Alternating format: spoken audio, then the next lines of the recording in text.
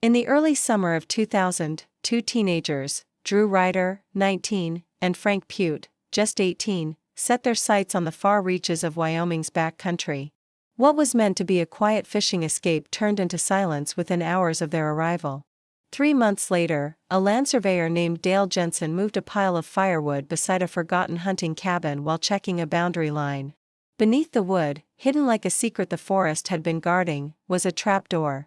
When he forced it open, he found Drew and Frank bound to chairs, chains tight around their bodies, white cloth pressed cruelly across their mouths. That moment marked the beginning of a case that fractured the community's belief that the wilderness was only dangerous in obvious ways. Drew and Frank had grown up together, their bond shaped by shared punishment, long drives after dark, and the quiet knowledge that neither of them truly belonged in their small Wyoming town. By that summer, Drew was stocking shelves at his uncle's hardware store, while Frank, newly graduated, drifted through the weeks before starting community college. They felt boxed in by routine, suffocated by expectation. The mountains promised space. The idea to fish came from Frank. He'd heard rumors of a secluded stretch of the Grays River, reachable only by a battered dirt road that cut deep into Bridger, Teton National Forest, far beyond marked campsites and casual visitors. Drew agreed almost immediately. On Thursday afternoon, June 15, they packed Drew's worn blue Ford Ranger with rods, coolers, sleeping bags, and a disposable camera Frank grabbed on impulse at a gas station. Before pulling out, Frank raised the camera and captured them smiling inside the cab, Drew at the wheel, mountains framed through the windshield behind them. That photograph would become the final image of them as they were. They drove north through Afton and turned onto Forest Road 138, a route barely acknowledged by modern maps.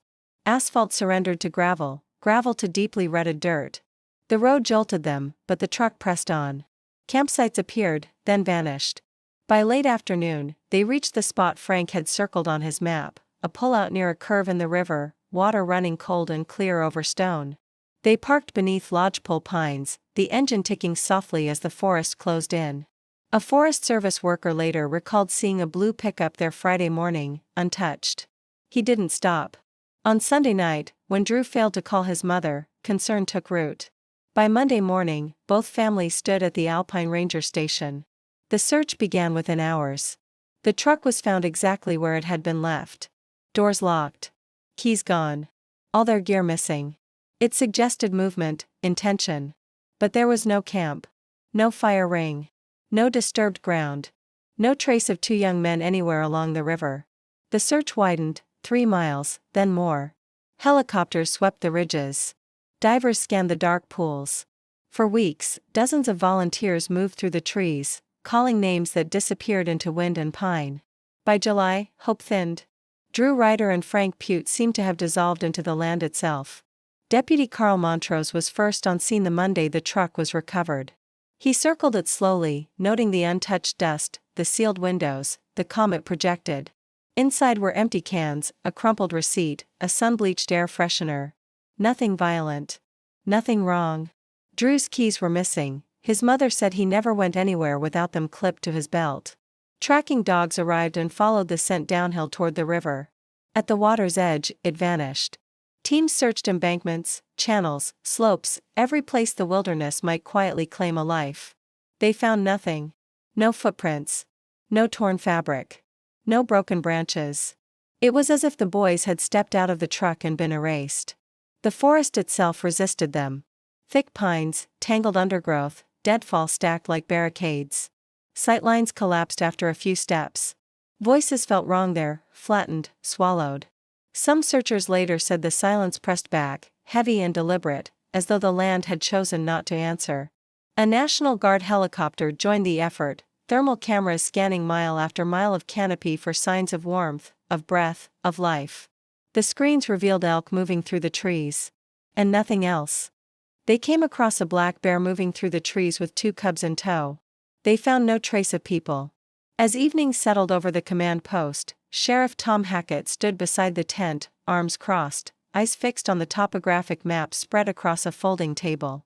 He had spent nearly 2 decades running search and rescue operations in Lincoln County. He had pulled injured hikers from ravines, recovered bodies from rivers, traced wreckage after a small plane vanished into a winter storm. The land usually spoke to him. This time, it refused. What lingered in his gut was the unsettling sense that the mountains had not merely hidden the boys, but deliberately claimed them. By the second week, K-9 units had pushed their range outward, covering more than 20 miles of forest and river corridor. Crews inspected derelict hunting cabins, collapsed mine entrances, and fields of rockslide debris. Divers in dry suits worked downstream, blind in silt-heavy water, feeling their way along the riverbed. A volunteer botanist examined the area around the abandoned truck and reported something equally troubling: the plants were untouched. No snapped stems. No crushed wildflowers. Nothing to suggest two young men had dragged gear toward the riverbank. On July 3, the official search was reduced. The investigation remained active, but the daily sweeps ended. Drew Ryder and Frank Pute were formally reclassified as missing, their names entered into a statewide registry already crowded with unanswered questions. The wilderness had closed around them completely, offering neither reason nor relief, only a vast, indifferent quiet. Autumn came early to Wyoming's high country. By September, the aspens were already burning gold, and frost clung to shaded ground well past morning. Dale Jensen had been surveying remote property lines northeast of the Grays River since August, hired to confirm boundaries ahead of a possible land sale. He preferred work like this, alone, precise, predictable. His days were spent navigating unmapped forest with a GPS unit and notebook, matching modern coordinates to survey markers planted generations earlier, many reduced to rusted pins wedged into stone. On September 12, he was walking a low-priority tract of federal land bordering several mining claims abandoned decades earlier. The terrain rose and dipped in shallow ridges, second-growth pine broken by slabs of exposed granite. He expected nothing. Certainly not a structure. Just after 11, he noticed it, a cabin tucked into a natural hollow about 40 yards off his line. At first glance, it seemed no different from other forgotten backcountry shelters. A log frame dulled by age. A steep roof built to shed snow. One south-facing window. But as he drew closer, the details felt wrong. The logs carried a dark stain that still caught the light. The window glass was whole. The door, thick planked wood, was fastened with a modern padlock, its metal bright and clean. Dale stopped, unease prickling. Hunters sometimes restored old cabins, but this place lay far beyond any legal access road, and the season hadn't begun. He circled slowly. The roof was solid. The chinking between logs had been recently repaired. Along the east wall, firewood had been stacked with unsettling precision, 4 feet high, 12 feet long, every split cut to the same length, each row tight and exact, as if measured. It was far too much wood for a short stay. Too deliberate for somewhere so remote. Dale noted the coordinates, planning to check claim records later. As he wrote, wind moved through the trees, carrying a sound, faint, metallic, like a chain shifting its weight. He paused. The noise didn't return. He told himself it was loose tin. Still, it hadn't come from above. He walked toward the woodpile. The ground beneath it looked unnaturally flat. Kneeling, he noticed the soil was darker there, damp, as if something below blocked the earth from breathing. He pulled away one piece of wood. Then another. When he removed the third, he saw it, a shallow, perfectly straight indentation in the dirt, rectangular, deliberate, and unmistakably man-made. Dale dragged away more of the stacked wood, his movements quickening as his heartbeat climbed. Within minutes, a square of exposed earth emerged, roughly 4 feet across. The depression was unmistakable now. Near its edge, half buried in loose soil, he spotted an iron ring, small, no larger than a drawer pull. The metal was darkened with age, yet oddly clean, lacking the rust that should have claimed anything hidden underground for long. He brushed dirt from it with his fingertips. The ring was fixed to something solid. Dale wrapped his hand around it and pulled. It didn't lift, but the ground shifted, just enough for a thin crack to split the soil. The outline of a door revealed itself. For 3 decades, Dale Jensen had worked in isolated places where cell service didn't exist and help was measured in miles. He'd learned to listen to instinct. And everything in him said to stop. To walk away. To drive back to Alpine and call the sheriff from somewhere safe. But his hands betrayed that warning. He braced his boots, gripped the ring, and hauled upward. The door resisted, heavy with packed earth and time, then broke free with a sharp crack. Dale stumbled back as it swung open. Darkness yawned beneath it, and a smell surged up, thick and violent, damp concrete, human waste, and something else, sweet, rotten, impossible to name.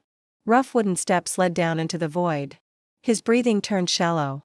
He pulled the maglite from his belt and snapped it on. The beam dropped into the hole. The stairs ended 8 feet down.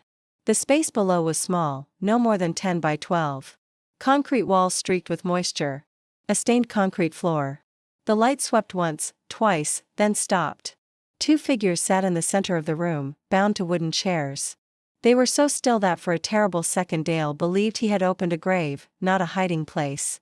Then one head shifted, barely, turning toward the sudden light, the motion slow and uncertain, like a body relearning itself. Dale descended a few steps, gripping the edge of the opening. His flashlight trembled. The young men were reduced to frames, skin stretched over bone, clothing hanging loose and ruined. Their jeans were shredded, their shirts discolored beyond recognition. Heavy chains wrapped their wrists, the thick kind used to tow vehicles, locked tight to the chair arms. More chains pinned their ankles to the front legs, cinched so close there was no chance of standing. But it was their faces that hollowed his chest. White cloth was tied across each mouth, knotted behind their heads. What had once been clean was now gray with grime and sweat, pulled so tight it bit into their skin. Their eyes were open, wide, glassy, catching the beam like animals frozen in headlights. Dale tried to speak. The words scraped out. "Jesus Christ, can you hear me?" The boy on the left blinked. That was all. Dale stepped down onto the concrete, his boots echoing. Up close, the details sharpened. The left boy had dark hair plastered to his skull, patchy stubble on his face. The one on the right looked younger, lighter-haired, cheeks sunken deep. Both bore raw sores on their forearms where the chains had rested for weeks. Their breathing was shallow, almost invisible. "I'm going to get you out," Dale said, though he had no idea how. The locks were solid. The chains unyielding. He had nothing to break them. He moved toward the boy on the right and reached for the gag. The reaction was instant, a violent flinch that rattled metal against wood. Dale froze. "It's okay," he said softly. "I'm not going to hurt you. I'm getting help." The boy stared back, unblinking, breath hissing faintly through his nose. Dale's hand hovered, then withdrew. He turned and climbed out as fast as his shaking legs allowed, bursting into the cold September air. He ran. 50 yards from the cabin, he collapsed against a pine, forcing air into his lungs.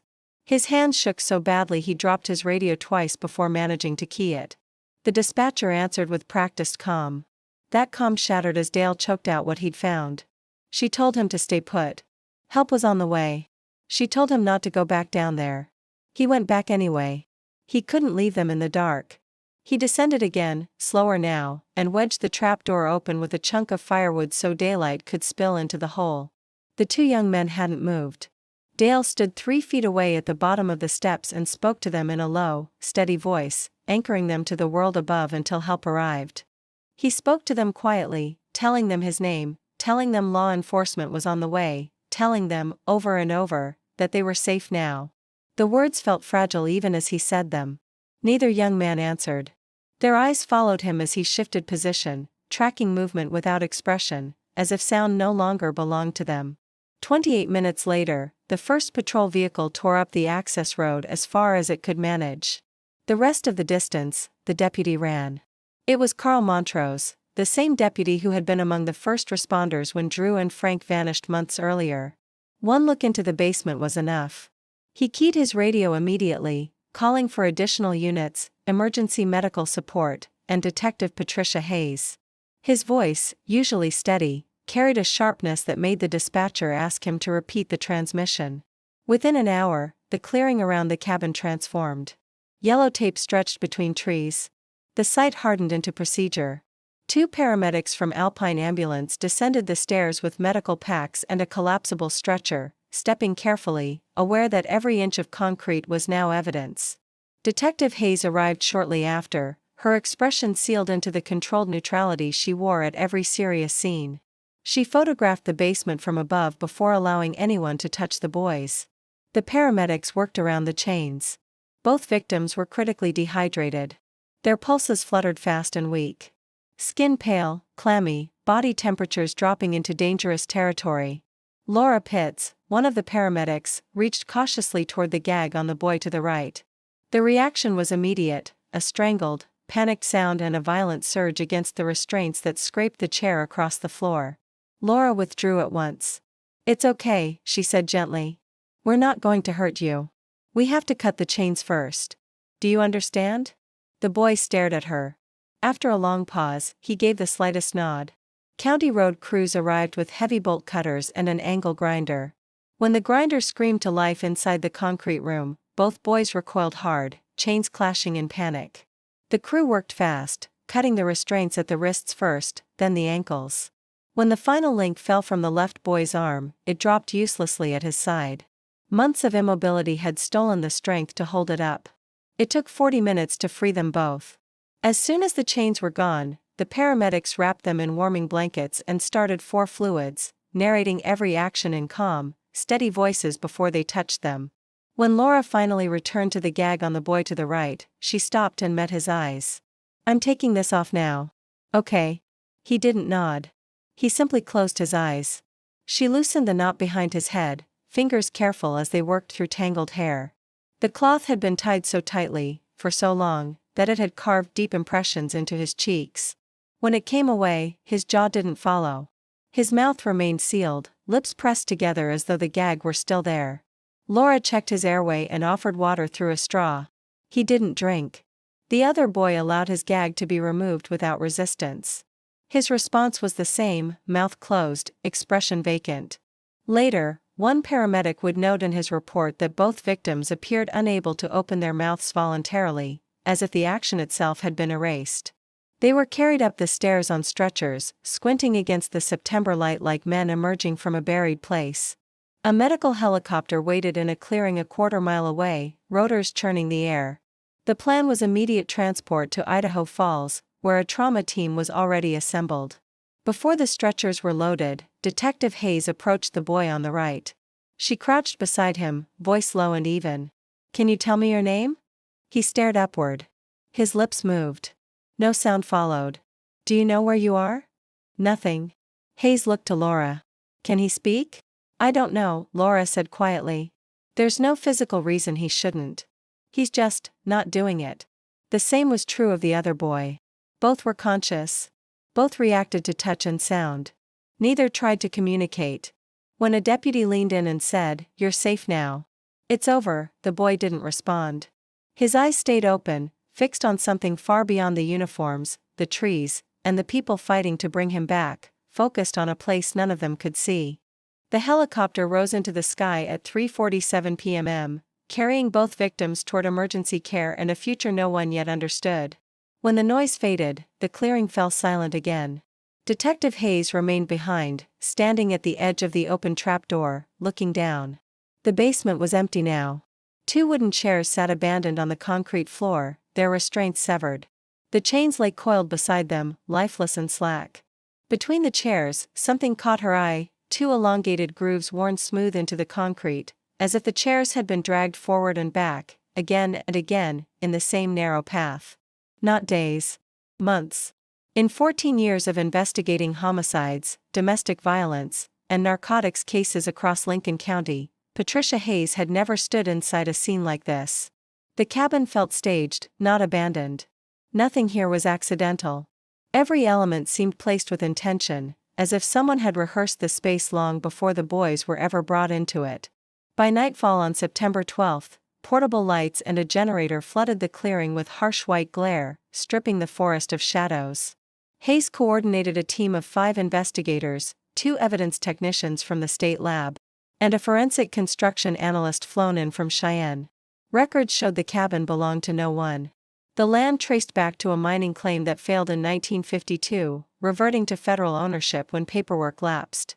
There were no permits, no tax filings, no official acknowledgement the structure existed at all. That absence felt deliberate. Someone had hidden in the gaps of bureaucracy, using isolation as cover. The forensic work began underground. The basement concrete wasn't original. Core samples showed it had been poured within the last 5 years. Commercial grade mix. Common materials. Rebar reinforcement embedded just beneath the surface. This wasn't an old root cellar or a crude digout. It was a modern enclosure, built to last, and to hold. The chairs came next. Handmade from rough pine, simple in design, functional rather than refined. But their mass was wrong. Each chair was far heavier than necessary, reinforced internally to prevent tipping or collapse. Gordon Rhee, one of the evidence technicians, pointed out the wear marks along the legs. "These have been here a long time," he said. "See how the concrete's polished smooth? That's repeated movement. Someone shifting. Over and over." Then he angled his light lower. For faint circular marks appeared on the floor, each about the size of a tennis ball, positioned precisely where the chair legs would sit. Pale traces of chalk or paint. "They were marked," Rhee continued, "before anyone was brought down here. Whoever did this planned the placement." Hayes crouched, studying the remnants. The marks were fading but unmistakable, echoes of a design carried out exactly as intended. She ordered the entire floor photographed under multiple lighting conditions. Under ultraviolet, more details surfaced, faint lines forming a grid, proof the space had been measured, mapped, and prepared before the concrete was ever poured. The restraints told a similar story. Galvanized steel chain, hardware store standard, rated far beyond what was needed. Identical padlocks, likely bought together. Hayes dispatched deputies to every farm and supply store within a 100-mile radius. Nothing stood out. The materials were too ordinary, too easily absorbed into rural commerce. Upstairs, the cabin spoke more quietly, but no less clearly. A single cot. A thin mattress. A propane stove. A plastic cooler. Inside the cooler were empty containers once holding hospital-grade nutritional drinks. The labels had been stripped away, but residue remained. Hayes suspected the boys had been fed this way, liquid poured past the gags, just enough sustenance to keep them alive. On a wooden shelf, they found a notebook. Its pages were filled with careful block handwriting, neat, deliberate, unemotional. The entries were orderly, mundane. And that, more than anything else in the cabin, chilled the room. The notebook held no thoughts, no names, only order. Entries were written in rigid blocks of time, military style, 0600 check subjects. 1800 feeding. 2100 secure site.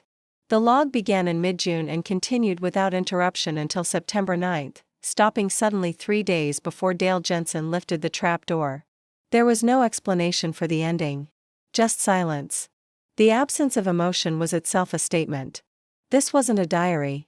It was a system. On September 15, 2 agents from the FBI's Behavioral Analysis Unit arrived at the cabin. Special Agent Carla Dennison had spent 10 years working abduction cases throughout the Mountain West, and her conclusions were delivered without speculation or drama. "This offender is highly methodical," she told Hayes inside the temporary command tent. "And extremely patient." Dennison explained that constructing the basement alone would have required repeated trips over weeks, possibly months, transporting materials into isolated terrain without drawing attention. Whoever built it understood the land intimately. He knew when to move, where to move, and how not to be seen.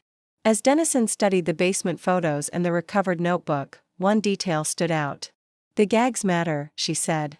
"This wasn't just about restraint. He wanted silence. Total control, not only over their bodies, but over their ability to communicate with each other. That's dominance at a psychological level." The location itself was part of the design. Isolation didn't just hide the crime, it deepened the captivity. Even if the boys had escaped the chains, the wilderness offered no refuge. Miles of forest, no roads, no help. The land became an extension of the cell. Hayes asked the question she'd been carrying since the discovery. Why stop? Why leave them alive? Dennison didn't answer immediately. "He may have been interrupted," she said finally. "Someone came too close. A hunter. A hiker." Then she added, "Or he fulfilled whatever internal need drove this. Some offenders operate in cycles." She paused. "Or he intends to return." The scope of the investigation widened. Authorities reviewed everyone who had filed mining claims, purchased land, or obtained hunting permits in the area over the last 10 years. More than 300 names surfaced. When filtered for construction experience, carpentry skills, or forestry backgrounds, the list narrowed to 74. None had criminal records. None stood out. What remained was a flawlessly hidden prison, a rigid schedule, and 2 survivors barely clinging to life. No fingerprints. No DNA. No errors. Drew Ryder and Frank Pute spent 11 days in the trauma unit at Eastern Idaho Regional Medical Center before they could speak above a whisper. Their physical condition was carefully documented: severe malnutrition, dehydration, muscle wasting, infected pressure sores. But the psychological wounds refused neat labels. Nightmares came nightly. Confined spaces triggered panic. Drew screamed if his hospital door was closed all the way. Frank avoided eye contact with everyone, including his parents. Detective Hayes waited. Working alongside Dr. Ellen Marsh, a trauma psychologist specializing in abduction victims, she agreed that September 23 would be the first attempt at a formal interview. Hayes arrived shortly after breakfast. Drew had been moved to a private room overlooking the parking lot. He sat beside the bed in loose sweatpants and a hospital-issued shirt that looked too large for him now. His mother remained close, her hand resting lightly on his shoulder. Hayes introduced herself again, though Drew recognized her. She pulled a chair near, but not too near. "I know this is difficult," she said softly. "But I need you to tell me what you remember. Can you start with the day you disappeared?" Drew folded his hands in his lap and stared at them for a long time. When he finally spoke, his voice was hoarse, barely audible. "We were setting up camp. Near the truck. Frank was getting the rods out." "What time was it?" Hayes asked. "Maybe 4 in the afternoon. We'd just gotten there." His jaw tightened. "He came out of the trees," Drew said. "I didn't hear him. I didn't hear anything until Frank made a sound, like he'd been hit." Drew swallowed. "I turned around," he said. "And there was a man standing behind him." Frank's arm was wrenched high behind his back. The man held a gun. Hayes, pen poised, asked softly, "Can you describe him?"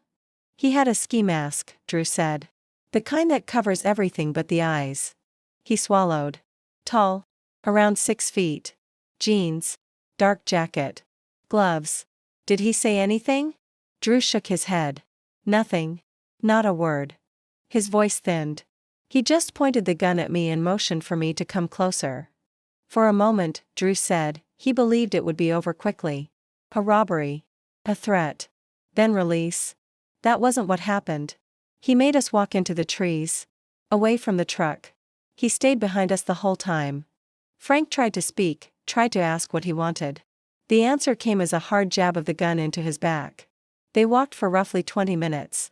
Drew tried to track direction, landmarks, anything, but the forest folded in on itself. Everything looked the same. Hayes leaned forward. "Where did he take you?" "The cabin," Drew said. "We didn't even see it until we were right there." Inside, there was nothing. No furniture. No supplies. Only 2 chairs positioned in the center of the room. "He pointed," Drew said. "We Saturday." His hands began to shake. "He chained us. Wrists first. Then ankles. Fast. Like he'd done it before. Then the gags." His mother's grip tightened on his shoulder, but she stayed silent. "They were so tight I thought my jaw would crack." After that, the man left. They heard movement upstairs. Footsteps. Shifting weight. Then the trapdoor opened. He didn't come all the way down, just stood at the top of the stairs, looking at them. Watching. Then he closed it. Darkness. Hayes waited before asking the next question. "How often did he come back?" "I'm not sure," Drew said. "We couldn't tell time. No light. But I think twice a day. Each time, the trapdoor would open. A flashlight beam. The gag would come off, but only briefly. Just long enough for him to pour something into their mouths. A liquid. Chalky. If they hesitated, he pinched their noses until they swallowed. Then the gag went back on. The door closed. Did he ever speak to you?" "No. Not once. 3 months. I never heard his voice." Frank was interviewed the next day. His account aligned with Drew's in every essential detail, though his delivery was even more broken. He spoke in short bursts, eyes fixed on the wall. When Hayes asked what part of the captivity had been hardest, he didn't answer right away. Nearly a minute passed. "The silence," Frank finally said. "Not being able to make any sound. The gag," he explained, "came off for maybe 10 seconds at a time. The rest was just nothing. I couldn't call for help. I couldn't talk to Drew. I couldn't even cry." "Could you see him down there with you?" Hayes asked. "No. Too dark. But he could hear him. The chains. A faint metallic shift when Drew moved. "That's how I knew he was still there," Frank said. "That's how I knew I wasn't alone." His voice cracked. "Sometimes I'd move on purpose. Just to make the chains rattle. Then I'd wait. Drew would do it back." That was their language. Hayes asked about identifying features. Tattoos? Scars? Anything? There were none. The mask never came off. Sounds from outside offered little, wind through trees. A bird once. Frank thought it might have been a raven. The final question lingered in the room. "Did either of you believe he meant to kill you?" Drew answered first. "I don't think he wanted us dead," he said slowly. "I think he wanted us exactly how we were. Quiet. Still. Controlled. That's all he wanted." On October 2, 2000, the FBI's Behavioral Analysis Unit delivered its full profile to Detective Patricia Hayes in a conference room at the Lincoln County Sheriff's office. Special Agent Carla Dennison presented the findings with surgical detachment. Beside her sat Michael Torres, a criminal psychologist with 15 years studying abduction offenders and sexual sadists. The report ran 23 pages. Its conclusion could be reduced to a single, chilling truth. The offender did not abduct Drew Ryder and Frank Pute to rape them, extort them, or kill them. He took them to own them. This, Agent Dennison explained, is what the Bureau classifies as a power-assertive offender. She opened her laptop and advanced to the first slide, crime scene photographs, stark and clinical. "His core motivation," she said, "is total, unquestioned control over another human being." The abduction itself was proof of capability. Two healthy young men were subdued without a struggle, transported to a location prepared in advance, and held for 3 months with virtually no risk of discovery. Dennison clicked to an image of the basement. The two empty chairs sat beneath harsh fluorescent light, exactly as the victims had described. "The restraints are critical," she continued. "Chains are inefficient. Rope would have been lighter, quieter, easier to carry, and just as effective. But chains aren't about efficiency. They're permanent. Industrial. They communicate weight, inevitability, and the impossibility of escape." The boys had described the sound of the chains as the only way they knew the other was still alive. "The offender would have heard that sound every time he entered the basement," Dennison said. "He allowed it. That noise was part of the design." Detective Hayes glanced toward Sheriff Tom Hackett at the head of the table. His arms were crossed, his face unreadable, but his jaw was rigid. "The gags are even more revealing," Dennison went on. "Based on the victims' estimates, they were gagged for approximately 23 hours and 40 minutes a day. The restraints were loosened only for feeding, and even then, only partially and briefly. This wasn't about preventing escape or calling for help," she said. "They were miles from anyone, in a sealed basement. The gags served a different purpose. They erased the victim's humanity. Speech," she explained, "is one of the most basic expressions of personhood. By removing it, the offender reduced the boys to objects, non-entities, things to be positioned, restrained, and controlled." Agent Michael Torres leaned forward, hands clasped. "This offender doesn't derive satisfaction from physical pain," he said. "He didn't beat them. He didn't sexually assault them. He didn't torture them in the traditional sense." He paused. "But what he did was, in many ways, worse. For 3 months, Drew and Frank could not speak, could not move freely, could not make a single decision about their own existence. Every element of their lives was dictated. They were completely powerless," Torres said. "And he was the architect of that powerlessness."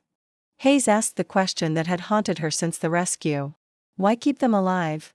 "Because dead victims can't experience submission," Torres replied simply. "A corpse feels nothing.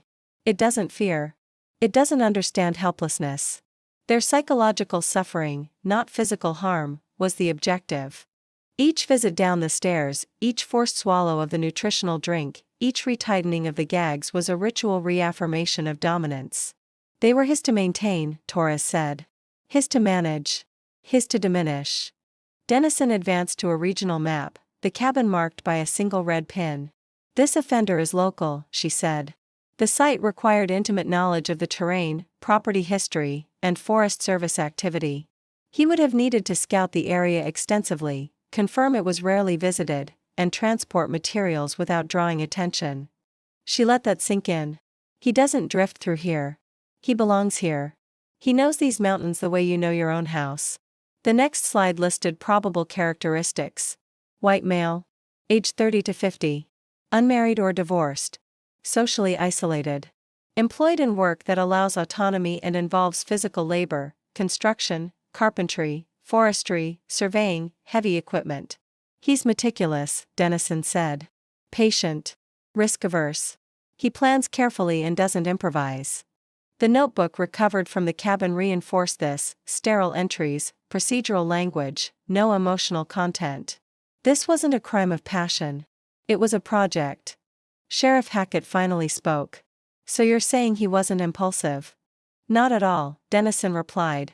This was planned months, possibly years, in advance. He may have selected Drew and Frank specifically, or he may have waited for the right victims to appear in the right place. Either way, he was prepared. The basement was prepared. The chains were prepared. The feeding routine was prepared. Torres added quietly, what troubles us most is the lack of an endgame. Most abductors work toward something: money, gratification, revenge. This offender did not. He kept the boys alive, unchanged, suspended in the same state for 3 months, and then abandoned the site without explanation. There was no conclusion, Torres said. And that suggests he wasn't finished. That pointed to outside interference, or the closing of an internal cycle. Either way, the implication was the same. If the cycle had merely completed, it could begin again. A chill crept through Hayes. You think he'll do it again? We believe he's capable of it, Dennison replied, choosing her words with care. Men like this don't stop because the urge disappears. They stop because they're caught, because they die, or because circumstances interrupt them. If those circumstances shift, if his confidence returns, or if he identifies new victims, then yes. We believe he could repeat this. Silence settled over the room. Hayes stared at the image frozen on the screen, the basement floor, faint white outlines where the chairs had been placed with obsessive precision. Somewhere beyond those walls, the man who had measured those distances, poured that concrete, tightened those gags, was living an ordinary life. He passed strangers on sidewalks, browsed hardware aisles, maybe sat in a church pew on Sundays, and no one suspected a thing. Dennison closed her laptop. The one advantage, she said, is that this level of planning leaves a footprint. He bought supplies. He transported materials. He spent time at that site. Someone saw something, they just didn't recognize its importance at the time. She recommended a public appeal, focused on anyone who had noticed unusual activity in the area over the previous 5 years. Hayes nodded, though she had little faith it would lead anywhere. The wilderness had already proven itself remarkably good at swallowing secrets. Drew Ryder never returned to Wyoming. After his discharge from the hospital in late October, his parents took him to his aunt's home in Boulder, Colorado, a place where mountains still existed, but at a safe distance, blurred by suburbs and strip malls. He enrolled in community college the following spring, but dropped out after 1 semester. Windowless classrooms triggered panic attacks so intense campus security once had to escort him outside. He found work at a garden center instead. Being outdoors helped, as long as there were people nearby. His mother later told Hayes that Drew couldn't sleep without a nightlight and refused to close his bedroom door. He no longer fished. He no longer camped. What had once symbolized freedom now carried an entirely different meaning. Frank Pute stayed closer to home. Home, however, became its own kind of confinement. He moved back in with his parents in Afton and took a night job stocking shelves at the grocery store. He preferred the empty aisles, the steady fluorescent hum, the comfort of rows that never changed. His father mentioned to a county victim advocate that Frank had developed a stutter, something he never had before. Words caught in his throat, especially when he was exhausted or stressed, as if some part of him still remembered what it meant to be silenced. Frank attended therapy twice a week for 6 months, then abruptly stopped. In her final report, the therapist noted symptoms consistent with complex PTSD, along with a strong resistance to revisiting the trauma. He doesn't want to talk about it, she wrote. He wants to erase it. But erasure wasn't possible. Detective Patricia Hayes kept the case file on her desk long after the investigation officially slowed. The 3-ring binder was 2 inches thick, witness statements, forensic analyses, photographs, timelines that led nowhere. Pinned to the corkboard beside her desk was a single photograph. Not the images of Drew and Frank after their rescue, cleaned, bandaged, alive, but the crime scene photo taken on September 12. Two emaciated figures chained to chairs, faces hidden behind white cloth gags, eyes wide and hollow in the beam of a flashlight. She kept it there as a reminder. The case was still open. And the man who had done this was still free. The public appeal launched in mid-October, drawing press coverage across Wyoming and eastern Idaho, generated more than 200 tips. Most were sincere but useless, reports of suspicious hunters, unfamiliar vehicles later traced to Forest Service contractors, vague memories of someone acting off at a gas station months earlier. Every lead was logged, cross-referenced, and checked. None went anywhere. But three stood apart. In November, a retired schoolteacher named Marian Kfax called the tip line.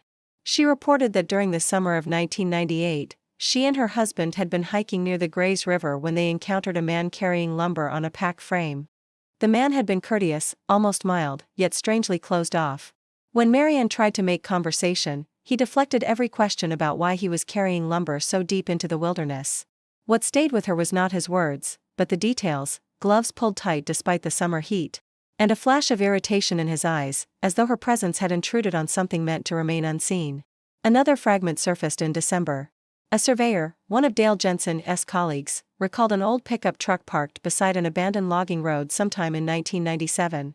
It appeared again and again over several months, always in the exact same spot. Always empty. At the time, he assumed it belonged to someone maintaining a hunting cabin. He never saw anyone nearby. He never questioned it. Then, in January 2001, a hardware store clerk in Afton reviewed archived purchase records at law enforcement's request. What he found fit too neatly: chains, padlocks, bags of concrete mix, rebar, lumber, all paid for in cash. Spread across 4 months in 1999. Individually, the purchases meant nothing. Ranchers and contractors bought the same items every day. But together, the sequence told a different story. The clerk had a vague memory of the buyer. Quiet, middle-aged, maybe in his 40s. He drove an older truck and never lingered, never joked, never chatted. At the time, there had been nothing remarkable about him. Only later did the pattern begin to feel wrong. No one could offer a name. No license plate had been written down. The man existed only in partial recollections and blurred impressions, a presence felt, never captured. Someone who had passed through the community without leaving fingerprints on memory. In March of 2001, FBI Special Agent Carla Dennison returned to Lincoln County to reassess the now-stalled case. She met Detective Hayes in the same conference room where the behavioral profile had first been delivered months earlier. The 3 credible tips were laid out on the table between them. Dennison studied them quietly. "He's local," she said at last. Or he was. She explained that no outsider could have operated with such precision. The terrain, the access points, the rhythms of the forest, he knew them too well. But after the rescue, the risk would have become undeniable. "If he's as intelligent as we believe," Dennison continued, tapping the photographs, "he didn't stay." Hayes leaned back. "So where does someone like him go?" "Somewhere remote," Dennison replied. "Somewhere familiar. Somewhere with trees and silence and room to disappear again." She gestured toward the image of the basement. "Men like this don't transform. They adjust. If he's alive, he's still out there. And if the conditions align, he'll repeat the pattern." The case never closed, but by the spring of 2001, active investigation quietly faded. Hayes continued to chase the occasional lead, but nothing solid emerged. Eventually, federal authorities dismantled the cabin. The basement was filled with concrete, burying the last physical traces of what had happened beneath the soil. The forest moved in quickly. Within 2 years, the clearing was gone. Moss and pine needles erased the outline. No sign remained that 2 boys had once been held beneath the ground in chains. In 2003, Drew and Frank were invited to speak at a victims' advocacy conference. Drew declined outright. Frank agreed, but left halfway through his panel, overwhelmed by the attention, the questions, the weight of being seen. Years later, in 2012, a journalist from a true crime podcast reached out, hoping to revisit the case on its 12th anniversary. Both men refused. Some stories, once survived, are not meant to be retold. Detective Patricia Hayes retired in 2015. On her final day, she transferred the case file to the county's cold case archive. The binder stayed behind, but one photograph did not. It rests now in a drawer in her home office. Not as evidence, but as a reminder. A reminder of a man who built a prison in the wilderness and vanished. Of an intelligence that worked patiently in silence. Of an evil without spectacle, without a name or a face. Somewhere in the vast quiet of the American West, he may still exist, waiting among the pines, precise and unseen, leaving behind only the memory of chains and the unbearable, unbroken silence of white cloth pulled too tight to scream.